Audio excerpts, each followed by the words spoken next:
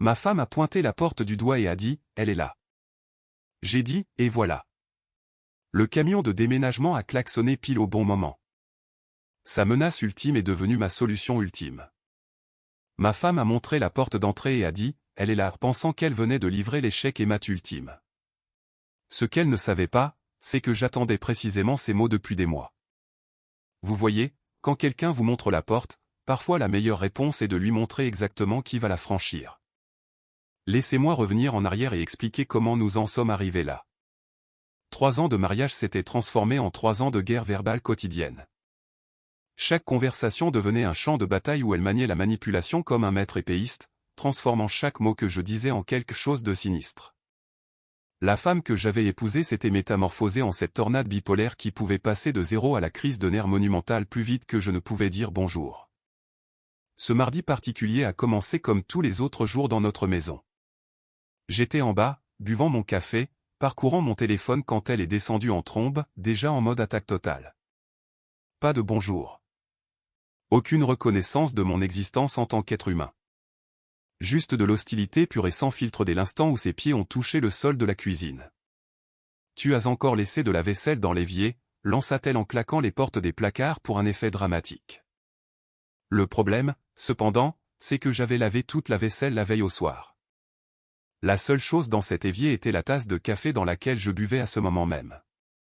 C'est juste ma tasse de café, dis-je calmement, sans même lever les yeux de mon téléphone. Ne me parle pas sur ce ton. Elle a répliqué, faisant déjà monter la tension. Tu penses que tu peux juste faire du désordre et que je vais nettoyer derrière toi comme une sorte de bonne. C'était sa spécialité. Prendre un non-problème, le faire monter en épingle de manière complètement démesurée, puis faire de moi le méchant dans son récit tordu. J'avais appris à reconnaître le schéma, mais ce que je n'avais pas encore appris, c'était comment arrêter de jouer le jeu. Je ne te parle pas sur un autre ton. Je bois du café dans une tasse que je laverai quand j'aurai fini de boire mon café. Mais la logique n'avait pas sa place dans son monde. Elle faisait déjà les 100 pas dans la cuisine comme un animal en cage, accumulant de la pression pour ce que je savais être une autre séance de cris d'une heure où, d'une manière ou d'une autre, tout ce qui n'allait pas dans sa vie deviendrait ma faute. Tu sais quoi? J'en ai assez de ça. J'en ai marre de vivre avec quelqu'un qui ne me respecte pas, qui n'apprécie pas ce que je fais ici. Sa voix devenait plus aiguë, plus stridente. Peut-être qu'on devrait juste mettre fin à tout ça si tu n'es pas satisfait. Et voilà. La menace qu'elle sortait toujours quand elle voulait me voir m'agiter, m'excuser et la supplier de reconsidérer. L'ultimatum conçu pour me faire plier comme un costume bon marché et promettre d'être meilleur, de faire mieux, de m'efforcer davantage. Mais quelque chose était différent cette fois. C'était peut-être le fait qu'elle avait utilisé ce même scénario tellement de fois que je pouvais le réciter de mémoire. C'était peut-être parce que j'avais finalement atteint ce point où vous réalisez que vous n'êtes pas réellement obligé de participer au drame de quelqu'un d'autre. Elle a marché jusqu'à la porte d'entrée, l'a ouverte en grand et a pointé du doigt l'extérieur avec toute la flamboyance théâtrale d'une artiste de Broadway. Elle est là. Si tu es si malheureux, voilà la porte. Je l'ai regardé se tenir là, le bras tendu, le visage rouge de rage fabriqué, attendant que je m'excuse ou que je sorte en trombe, vaincu. Au lieu de cela, j'ai fait quelque chose qui nous a complètement pris au dépourvu tous les deux. J'ai ri. Pas un rire amer, pas un petit rire sarcastique, un rire sincère, venant du ventre, qui semblait la déconcerter plus que si j'avais commencé à parler en grec ancien. « Tu trouves ça drôle » a-t-elle crié, mais je pouvais voir l'incertitude s'insinuer dans ses yeux. En fait, oui, je trouve. J'ai sorti mon téléphone et j'ai commencé à faire défiler mes contacts. Tu sais quoi? Tu as absolument raison. Voilà la porte. Elle se tenait toujours là, le bras pointé vers l'extérieur, mais maintenant elle ressemblait moins à un général commandant et plus à quelqu'un qui venait de réaliser qu'il avait peut-être surjoué sa main. J'ai trouvé le numéro que je cherchais et j'ai appuyé sur appeler. Le téléphone a sonné 2 fois avant que quelqu'un ne décroche. Allied Moving Service, ici la répartition. Bonjour, je dois planifier un déménagement d'urgence pour le jour même, dis-je, gardant ma voix désinvolte tout en maintenant le contact visuel avec ma femme. Son expression passait de la colère à la confusion, puis à quelque chose qui ressemblait étrangement à de la panique. De quelle taille de déménagement s'agit-il, monsieur? Oh, pas trop grand. Juste des effets personnels. Vêtements, chaussures, quelques affaires de toilette. Ça devrait tenir dans un petit camion. Le bras de ma femme est finalement tombé le long de son corps. « Qu'est-ce que tu fais » a-t-elle chuchoté. J'ai levé un doigt, indiquant que je devais finir mon appel. Oui, l'adresse de ramassage est. J'ai débité notre adresse. Et l'adresse de livraison est. J'ai fait une pause, la regardant droit dans les yeux. En fait, laissez-moi vous rappeler avec l'adresse de livraison dans environ 10 minutes. Pas de problème, monsieur. Nous pouvons avoir une équipe sur place dans l'heure. Parfait. Merci. J'ai mis fin à l'appel et j'ai glissé mon téléphone dans ma poche.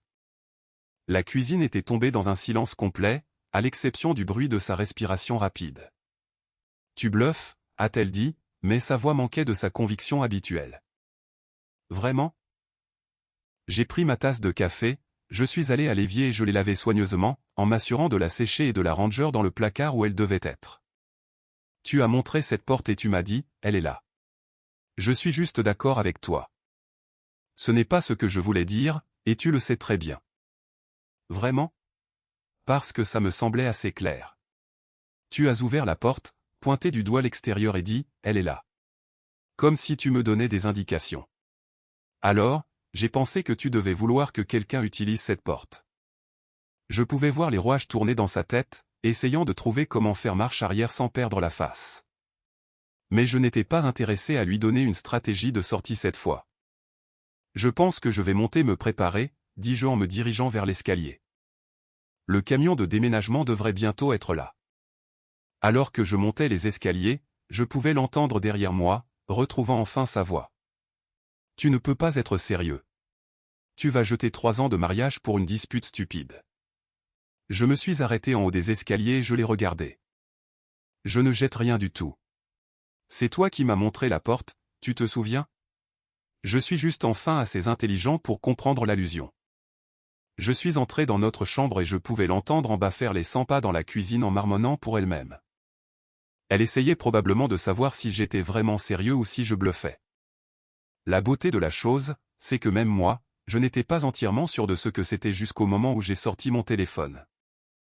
Mais maintenant que j'avais passé l'appel, quelque chose s'est mis en place. Cette maison, ce sanctuaire qui était devenu une zone de guerre, était la mienne. Je l'avais achetée 2 ans avant même que nous nous rencontrions. Chaque paiement d'hypothèque, chaque réparation, chaque amélioration était sortie de ma poche. Pourtant, au fil des ans, elle avait commencé à agir comme si elle était propriétaire des lieux. J'ai sorti une grande valise du placard et je l'ai posée sur le lit. Puis j'ai ouvert les tiroirs de sa commode et j'ai commencé à plier méthodiquement ses vêtements. T-shirt, jeans, ses vêtements de sport chers qu'elle avait achetés mais jamais utilisés. Chaque article allait soigneusement dans la valise, comme si je faisais les bagages pour des vacances dont elle ignorait qu'elle les prenait.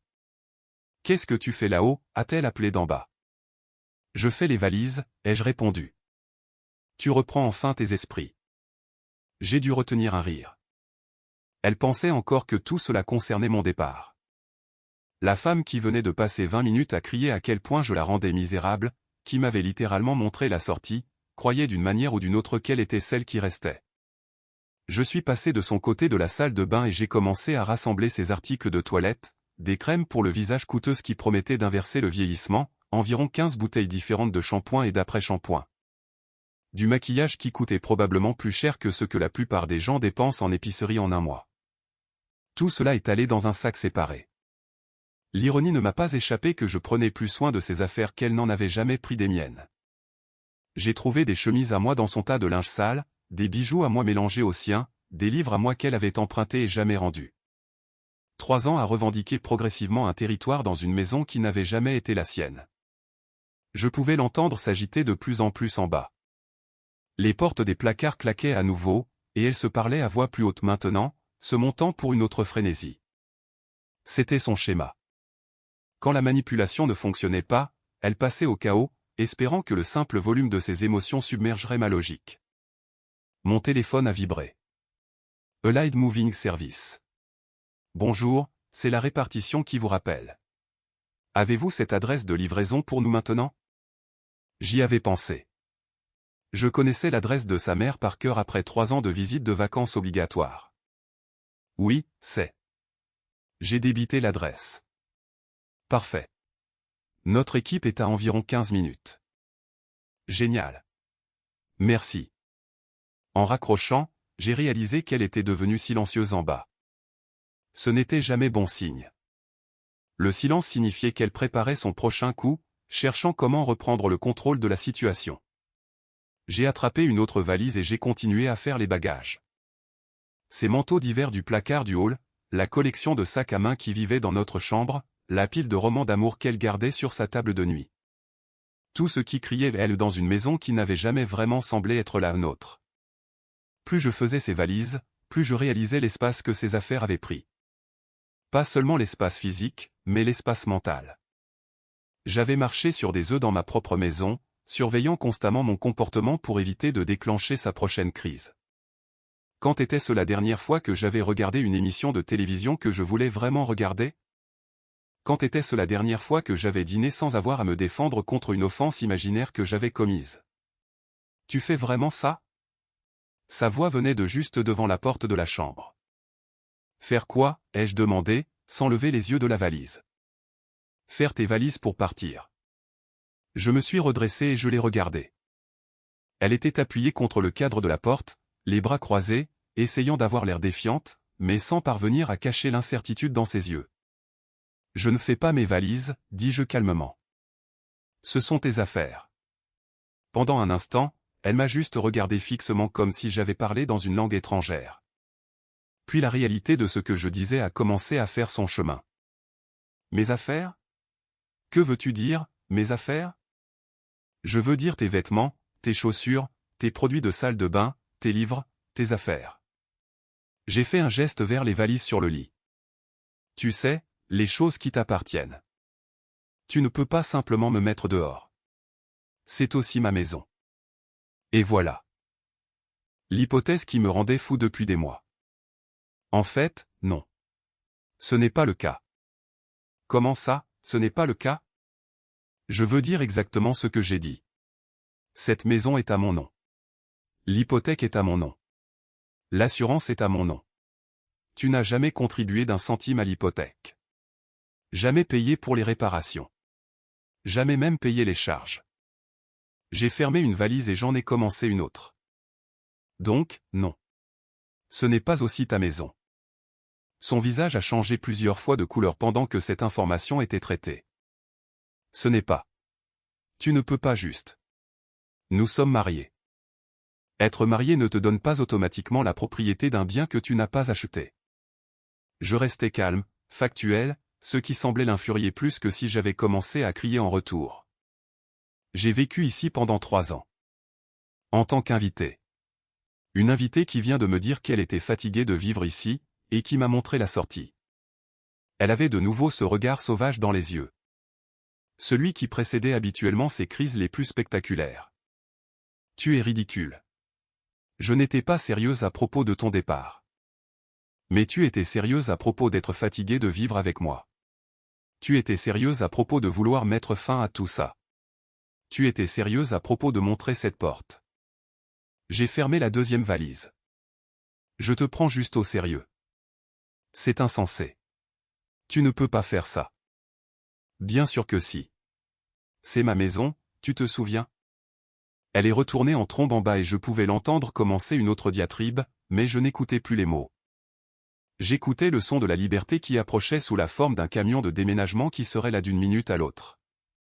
J'ai descendu la première valise et je l'ai posée près de la porte d'entrée. La même porte qu'elle avait montrée moins d'1 heure auparavant. La même porte qu'elle avait insisté pour que j'utilise. Elle a vu la valise et sa voix a atteint une hauteur qui a probablement dérangé les chiens à 3 maisons de là. Tu ne peux pas être sérieux en ce moment. Mortellement sérieux, dis-je, en remontant chercher la deuxième valise. C'est alors que j'ai entendu le son qui a tout rendu parfait. Le klaxon grave d'un grand camion qui s'arrêtait devant notre maison. Le timing était absolument parfait, comme si l'univers avait attendu exactement ce moment pour livrer la chute de la blague que ma femme se racontait depuis 3 ans. Elle a entendu le klaxon du camion, elle aussi, et sa tête s'est tournée brusquement vers la fenêtre avant. À travers la vitre, on pouvait voir le grand camion de déménagement blanc de Lyde reculer dans notre allée, avec 2 gars en uniformes assortis qui sortaient pour évaluer le travail. Non, dit-elle, sa voix tombant presque à un murmure.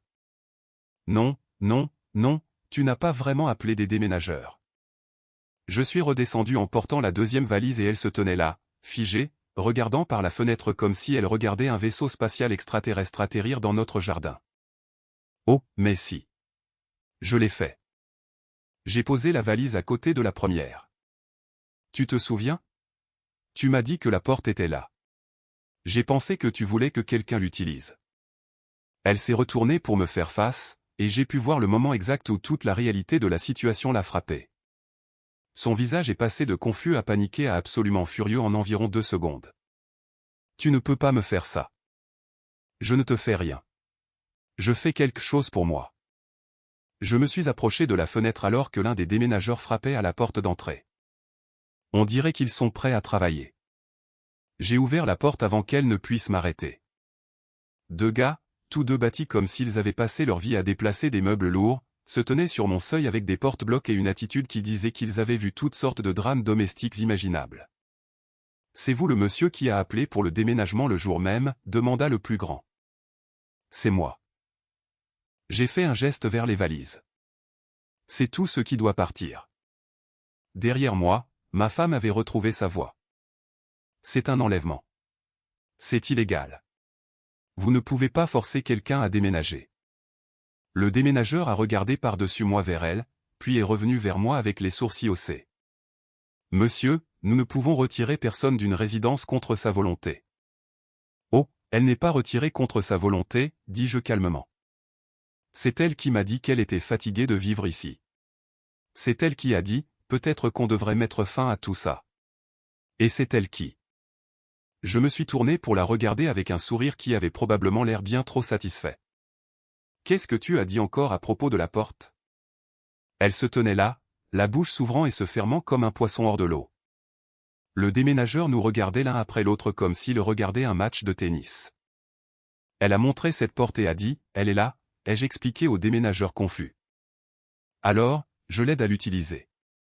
C'est là qu'elle a complètement perdu le contrôle. Pas la rage de manipulation contre lesquelles déployait habituellement, mais une panique authentique et débridée. « Je ne le pensais pas comme ça, et tu le sais très bien », a-t-elle crié. « Tu déformes mes mots. »« Vraiment ? Parce que tu semblais assez clair. Tu as ouvert la porte, pointé du doigt l'extérieur et dit, « Elle est là » et comme si tu donnais à quelqu'un les indications pour partir. Le 2e déménageur, qui avait silencieusement observé ce théâtre domestique se dérouler, a finalement pris la parole.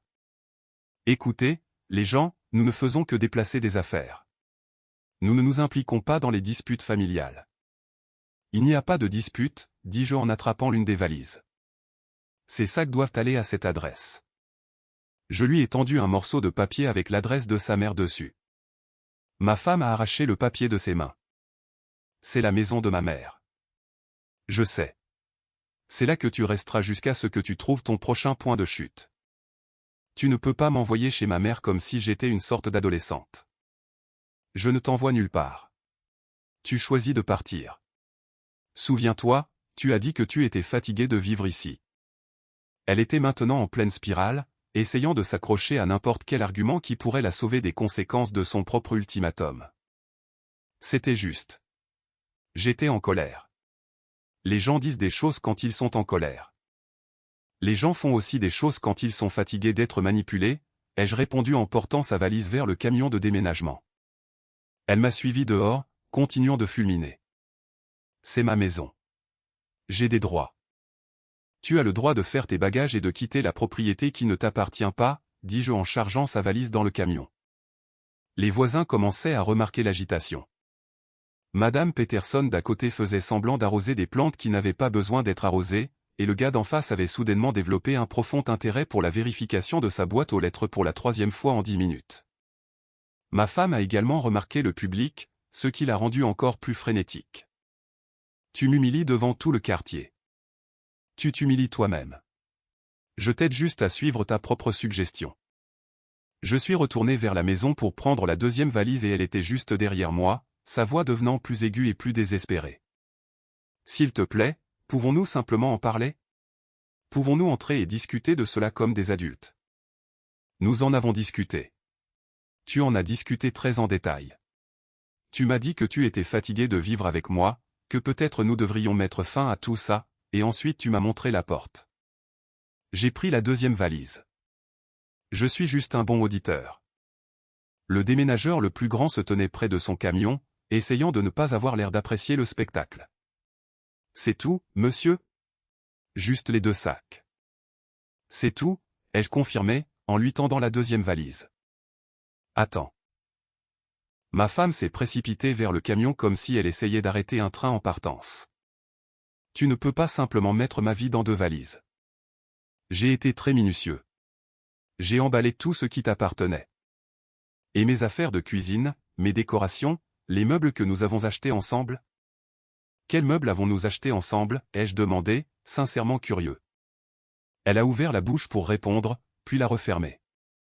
Parce que la vérité était que tout dans la maison m'appartenait avant qu'elle n'emménage, ou je l'avais acheté après son emménagement. Elle n'avait jamais contribué à des achats importants, n'avait même jamais proposé de partager le coût de quoi que ce soit de significatif. Les coussins sur le canapé. Des coussins à 20 $ de chez Target ne constituent pas une propriété commune. Le déménageur s'est raclé la gorge. Monsieur, nous avons tout chargé. Quelle est l'adresse de livraison à nouveau? J'ai répété l'adresse de sa mère et il l'a notée sur son porte-bloc. Non, a-t-elle crié, faisant une dernière tentative désespérée pour reprendre le contrôle. Je ne vais pas chez ma mère. Je reste ici. C'est là que j'ai joué ma dernière carte. J'ai fouillé dans ma poche et j'ai sorti son double de clé de la maison. La clé que je lui avais donnée il y a 3 ans quand elle avait emménagé. La clé qu'elle avait probablement oublié qu'il était techniquement à moi de donner et de reprendre. Avec quelle clé, ai-je demandé en la tenant en l'air. Ses yeux se sont fixés sur cette clé comme si c'était une bouée de sauvetage sur un navire en perdition. Tu ne peux pas prendre ma clé. Ce n'est pas ta clé. C'est ma clé que je te laisse utiliser. Elle s'est jetée dessus, mais j'étais prêt. J'ai reculé et j'ai jeté la clé au déménageur le plus grand. Ça vous dérangerait de la garder une seconde? Il l'a attrapée avec un sourire. Pas de problème, patron. Le mot au divorce l'a arrêté net. J'ai vu son visage devenir complètement blanc alors que la réalité de la situation pénétrait enfin son crâne épais. Nous pouvons vous voir cet après-midi à 14 h, a dit la réceptionniste à travers le haut-parleur de mon téléphone. Parfait. Je serai là. J'ai mis fin à l'appel et j'ai remis le téléphone dans ma poche. Ma femme me regardait fixement comme si une deuxième tête venait de me pousser. Tu demandes le divorce aujourd'hui? Pourquoi attendre? Tu as dit que tu en avais marre de ça. Tu as dit que peut-être nous devrions mettre fin à tout ça. Je ne fais que suivre ton exemple. Mais je ne le pensais pas. J'étais juste en colère. Et je suis juste fatigué d'être marié à quelqu'un qui se met en colère tous les jours et en fait mon problème. Le déménageur avec ma clé nous regardait l'un après l'autre comme s'il regardait le dernier round d'un match de boxe. Son partenaire était déjà monté sur le siège du conducteur et avait démarré le moteur, clairement prêt à mettre le spectacle en route. Prête à partir, mademoiselle, lui a demandé le grand déménageur. Je ne vais nulle part, a-t-elle hurlé, faisant une dernière tentative désespérée. Tout ceci n'est qu'un malentendu. Aucun malentendu, dis-je calmement. Tu veux sortir, tu vas sortir. Tu as montré la porte et maintenant tu l'as franchie. Elle a essayé une approche différente, sa voix soudainement douce et suppliante. Chérie, s'il te plaît, nous pouvons arranger ça. Nous pouvons aller en thérapie. Nous pouvons réparer ça. Il n'y a rien à réparer. Tu as rendu ta position très claire. J'étais émotive. Je ne pensais rien de tout ça. Tu le penses tous les jours. C'est juste la première fois que j'ai décidé de te prendre au sérieux. Le désespoir dans ses yeux était presque pitoyable. Mais j'avais vu ce numéro trop de fois auparavant. Au moment où je montrerais la moindre faiblesse, le moindre signe que sa manipulation fonctionnait, elle reviendrait à ses vieilles habitudes en quelques heures. S'il te plaît, a-t-elle murmuré, ne nous fais pas ça. Je ne fais rien à nous. Il n'y a pas de nous. Tu l'as bien fait comprendre quand tu m'as dit que tu étais fatigué de vivre avec moi. Elle a essayé un autre angle. Et nos amis? Et nos familles? Qu'est-ce qu'ils vont penser? Ils vont penser que tu as eu exactement ce que tu as demandé. Le déménageur s'est de nouveau raclé la gorge. Écoutez, les gens, nous devons vraiment y aller. Nous avons d'autres boulots aujourd'hui. J'ai hoché la tête et je me suis dirigé vers ma porte d'entrée. Elle est toute à vous. C'est laquelle a complètement craqué. La fausse douceur a disparu et sa vraie nature est revenue en force. Salaud. Tu ne peux pas me faire ça. Je te prendrai tout ce que tu as. Avec quel avocat? Ai-je demandé en m'arrêtant à la porte. Tu n'as pas de travail, tu te souviens? Tu n'as pas d'argent à toi. Et comme cette maison est à moi, et la voiture que tu conduis est à moi, et les cartes de crédit que tu utilises sont à moi, je suis curieux de savoir comment tu comptes financer cette bataille juridique que tu menaces. Sa bouche s'est ouverte et fermée plusieurs fois pendant qu'elle traitait cette information. Dans son monde imaginaire alimenté par la rage, elle avait oublié qu'elle s'était rendue complètement dépendante financièrement de moi. Je trouverai un travail. Je me débrouillerai. Bien pour toi. Ça ressemble à un super nouveau départ. Je suis entré dans ma maison et elle a essayé de me suivre, mais j'ai bloqué l'entrée avec mon corps.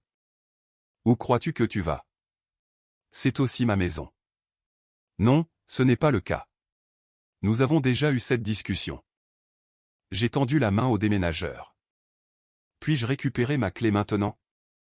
Il me l'a lancée avec un sourire. Tout à vous, patron. Je suis rentré à l'intérieur et j'ai commencé à fermer la porte, mais elle a coincé son pied dans l'entrebâillement. Tu ne peux pas m'enfermer dehors de ma propre maison. Ce n'est pas ta maison. Ça n'a jamais été ta maison. C'était ma maison dans laquelle je te laissais vivre.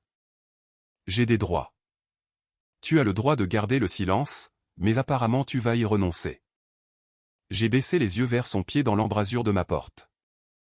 Bouge ton pied. Non. Bouge ton pied ou je le bougerai pour toi. Quelque chose dans ma voix a dû la convaincre que je ne bluffais pas, car elle a retiré son pied.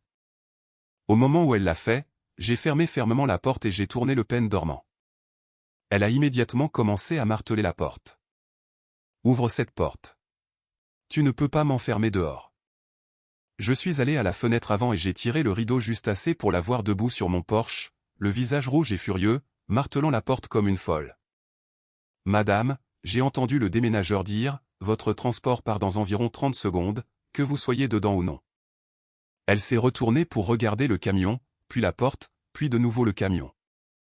Je pouvais la voir essayer de calculer ses options et n'en trouver aucune. Elle a martelé la porte une dernière fois. Ce n'est pas fini. Tu m'entends? Ce n'est pas fini. En fait, ai-je appelé à travers la porte? Si, ça l'est. Je l'ai entendu dévaler les marches du perron en marmonnant des jurons qui auraient fait rougir un marin. La porte du camion a claqué et quelques secondes plus tard, j'ai entendu le moteur s'éloigner de mon allée. Pour la première fois en 3 ans, ma maison était complètement silencieuse. Pas de cris, pas de drame, personne qui piétine en cherchant quelque chose dont s'offenser. Juste un silence béni et magnifique. Je suis retourné à la fenêtre et j'ai regardé le camion de déménagement disparaître au coin de la rue, emportant ma plus grande erreur chez sa mère, où elle appartenait. Mon téléphone a vibré avec un message texte. C'était d'elle, bien sûr. J'appelle mon avocat. J'ai répondu par texto. Bonne chance avec ça. N'oublie pas de mentionner que c'est toi qui as montré la porte en premier. 3 points sont apparus, puis ont disparu, puis sont réapparus. Finalement, un autre message est arrivé. Je te déteste. J'ai répondu. Je sais. C'est pour ça que tu es dans un camion de déménagement au lieu de mon salon. Les points sont apparus une fois de plus, puis se sont arrêtés. Plus aucun message n'est arrivé. J'ai regardé autour de moi dans ma maison, mon sanctuaire qui avait été transformé en champ de bataille pendant 3 ans, et j'ai réalisé que quelque chose de profond venait de se produire. J'avais gagné. Pas en me battant, pas en criant, pas en jouant à ces jeux de manipulation. J'avais gagné en la prenant simplement au mot et en lui donnant exactement ce qu'elle avait demandé. La première chose que j'ai remarquée, c'est à quel point ma maison était réellement calme sans son bruit constant. Pas de piétinement à l'étage. Pas de porte de placard qui claque. Pas de marmonnement à voix basse sur des problèmes imaginaires que j'aurais supposément créés. Juste une paix pure et ininterrompue. J'ai traversé chaque pièce comme si je la voyais pour la première fois depuis des années. Le salon où je pouvais maintenant m'asseoir dans mon propre fauteuil sans être interrogé sur ma journée. La cuisine où je pouvais faire du café sans déclencher une conférence de 20 minutes sur la vaisselle. La chambre où je n'aurais pas à dormir à côté de quelqu'un qui me traitait comme un ennemi. Mon téléphone avait vibré sans arrêt pendant la première heure, mais je l'ai laissé aller à la messagerie vocale. Message après message d'elle, chacun plus désespéré que le précédent. Les messages ont commencé en colère, puis sont devenus suppliants, puis sont retournés aux menaces, puis de nouveau aux supplications. Le manuel classique de la manipulation, et j'en avais vu chaque page auparavant. Finalement, j'ai décidé de lire la collection de messages qu'elle avait envoyés. Tu ne peux pas être sérieux à ce sujet. S'il te plaît, rappelle-moi. Nous devons parler. C'est insensé. Tu ruines notre mariage pour rien. Je suis désolé. D'accord, je ne pensais pas ce que j'ai dit. Tu es complètement déraisonnable. Ma mère pose des questions. Qu'est-ce que je suis censé lui dire? Réponds à ton téléphone maintenant. Très bien. Ignore-moi. On verra comment ça marche pour toi.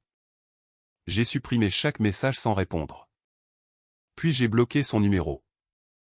À 14 heures précises, je suis entré chez Jenkins et Associés, portant ma plus belle chemise et un dossier de documents que j'avais passé la matinée à rassembler, certificat de mariage, acte de propriété de la maison, relevé bancaire, immatriculation de la voiture.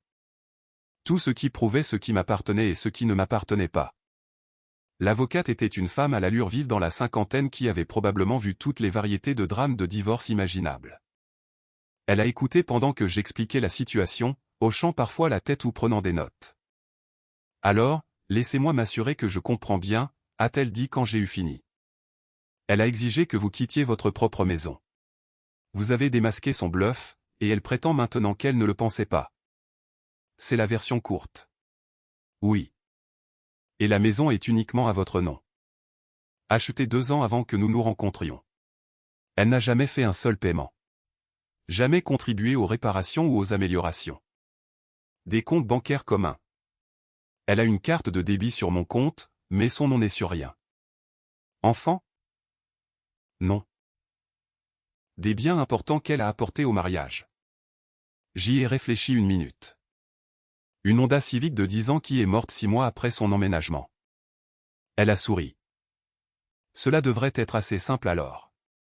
Dans cet état, les biens possédés avant le mariage restent généralement la propriété du propriétaire d'origine, sauf s'il y a preuve d'une intention de partager la propriété. Avez-vous jamais ajouté son nom à l'acte de propriété de la maison? Jamais même envisagé. Bien. Une raison de penser qu'elle pourrait contester le divorce? Elle menace déjà de me prendre tout ce que j'ai, mais elle n'a pas d'argent pour un avocat. Ils trouvent généralement un moyen s'ils sont assez déterminés, mais d'après ce que vous m'avez dit, elle n'a pas beaucoup d'arguments. J'ai quitté le bureau de l'avocate en me sentant mieux que je ne l'avais été depuis des mois, peut-être des années. Les papiers seraient déposés dans la semaine, et sauf complications, je pourrais être légalement libre dans les 60 jours. Quand je suis rentré à la maison, il y avait une voiture que je ne reconnaissais pas garée dans mon allée. Mon cœur s'est serré un instant, pensant qu'elle avait réussi à revenir d'une manière ou d'une autre. Mais en m'approchant, j'ai vu que c'était sa mère au volant. Génial. Le deuxième round allait commencer. Je me suis garé dans la rue et je me suis dirigé vers ma porte d'entrée, ignorant la femme plus âgée qui sortait maintenant de sa voiture avec un air déterminé. Nous devons parler, a-t-elle appelé après moi. Je me suis retourné. Non, nous n'avons vraiment pas besoin. Vous ne pouvez pas simplement jeter ma fille à la rue comme un déchet. Je ne l'ai pas jetée à la rue. Je l'ai fait déménager professionnellement chez vous. Grosse différence. Elle est dévastée. Elle pleure depuis des heures. Elle aurait dû y penser avant de me montrer la porte. Elle ne le pensait pas de cette façon et vous le savez. Ça commençait à devenir lassant. En fait, je ne le sais pas. Ce que je sais, c'est qu'elle a dit qu'elle était fatiguée de vivre avec moi, a suggéré que nous mettions fin à notre mariage, puis m'a montré la sortie. Je l'ai prise au mot. Les gens disent des choses quand ils sont en colère. Et les gens font des choses quand ils sont fatigués d'être traités comme des déchets dans leur propre maison. Sa mère a croisé les bras, essayant d'avoir l'air intimidante. Cela aurait pu marcher si je n'avais pas passé 3 ans à gérer quelqu'un qui avait appris toutes ces techniques de manipulation de cette femme. Elle veut rentrer à la maison. Ce n'est pas sa maison. Ça ne l'a jamais été. Vous êtes marié. Ça en fait aussi sa maison. Être marié à quelqu'un ne vous donne pas la propriété d'un bien que vous n'avez pas payé. Ce n'est pas comme ça que le mariage fonctionne. Apparemment, ce n'est pas non plus comme ça que ce mariage fonctionnait, puisque nous divorçons. Ça l'a arrêté net. Divorcé? J'ai déposé les papiers cet après-midi. Vous ne pouvez pas être sérieux. Tout le monde continue de dire ça, mais nous en sommes là. Elle est restée là un moment, essayant probablement de trouver un autre angle d'attaque. Et si elle promet de changer? Et si elle va en thérapie? Et si elle ne le fait pas? Et si ce n'est qu'une autre manipulation pour revenir afin qu'elle puisse recommencer à me rendre la vie misérable? Vous ne savez pas que cela arriverait. Je sais que c'est arrivé toutes les autres fois où elle s'est excusée pour son comportement. Le mariage, c'est le pardon. Le mariage est aussi censé être une question de respect et de partenariat, et non de traiter son conjoint comme un ennemi avec qui on vit. Je pouvais voir qu'elle était frustrée que ces tactiques de culpabilisation habituelles ne fonctionnent pas. Très bien, mais vous ne pouvez pas simplement garder ses affaires en otage. Quelles affaires? J'ai emballé tout ce qui lui appartenait et je l'ai fait livrer chez vous. Et ses meubles? Sa vaisselle? Quel meuble? Quelle vaisselle? Elle a emménagé avec une valise et une voiture mourante. Tout dans cette maison était à moi avant son arrivée. C'est impossible. Les gens accumulent des choses ensemble. Les gens qui contribuent à un foyer accumulent des choses ensemble. Les gens qui ne font que consommer ce que quelqu'un d'autre fournit n'ont pas le droit de revendiquer la propriété. Je pouvais la voir passer par les mêmes étapes que sa fille. Incrédulité, colère, marchandage, plus de colère. C'est froid, a-t-elle finalement dit. C'est sans cœur. Vous savez ce qui est froid? Vivre avec quelqu'un qui traite chaque jour comme une bataille. Vous savez ce qui est sans cœur? Montrer la porte et dire à quelqu'un de quitter sa propre maison. Je me suis dirigé vers ma porte d'entrée. J'en ai fini avec cette conversation. Elle vous aime, a appelé sa mère après moi. Je me suis arrêté et je me suis retourné. Non, ce n'est pas vrai. Elle aime ce que je fournis. Elle aime avoir quelqu'un à blâmer pour tout ce qui ne va pas dans sa vie. Elle aime avoir une cible pour sa rage quotidienne. Mais l'amour, le vrai amour, les gens qui vous aiment n'essaient pas de vous mettre à la porte de votre propre maison. Tout le monde fait des erreurs. Tout le monde fait aussi face aux conséquences de ces erreurs. Aujourd'hui, elle a appris que certains mots ne peuvent pas être repris. J'ai déverrouillé ma porte d'entrée et je suis entré, la laissant debout dans mon allée. À travers la fenêtre, je l'ai regardée s'asseoir dans sa voiture pendant encore environ 10 minutes, appelant probablement sa fille pour lui annoncer que le voyage de culpabilité avait échoué. Finalement, elle est partie, et j'étais de nouveau seul dans ma maison paisible. Ce soir-là, j'ai commandé une pizza de mon endroit préféré, celui dont elle s'était toujours plainte qu'il était trop gras. J'ai regardé un film d'action qu'elle aurait critiqué comme étant stupide. Je me suis couché à une heure raisonnable sans que personne ne commence une dispute à propos de quelque chose que j'aurais supposément mal fait. Pour la première fois en 3 ans, j'ai dormi toute la nuit sans être réveillé par du drame, des accusations ou des urgences fabriquées. C'était le meilleur sommeil que j'avais eu depuis le jour où j'ai dit oui. 62 jours. C'est le temps qu'il a fallu pour mettre fin officiellement à ce qui n'aurait jamais dû commencer. Les papiers du divorce sont arrivés un mardi matin, estampillés et officiels. 3 ans de mariage dissous d'un coup de plume d'un juge, et d'une manière ou d'une autre, le soleil s'est quand même levé le lendemain. Elle avait essayé de le contester, bien sûr. Elle a trouvé un avocat de bas étage prêt à travailler au résultat, pensant probablement qu'il pourrait me soutirer de l'argent. Mais face à la réalité que tout ce qui était significatif était à mon nom, acheté avant ou pendant le mariage avec mon argent, même lui a conseillé de signer les papiers. La maison est restée la mienne, la voiture est restée la mienne, les comptes bancaires sont restés les miens. Elle est repartie avec exactement ce qu'elle avait apporté au mariage. Rien que ses vêtements et son attitude. Sa dernière tentative de manipulation est venue par l'intermédiaire de sa mère, naturellement. Un appel téléphonique larmoyant sur le fait qu'elle était désolée, qu'elle avait appris sa leçon, qu'elle ferait n'importe quoi pour que ça marche. Mais j'avais appris quelque chose d'important pendant ces 2 mois de silence béni. Certaines portes, une fois fermées, ne devraient jamais être rouvertes.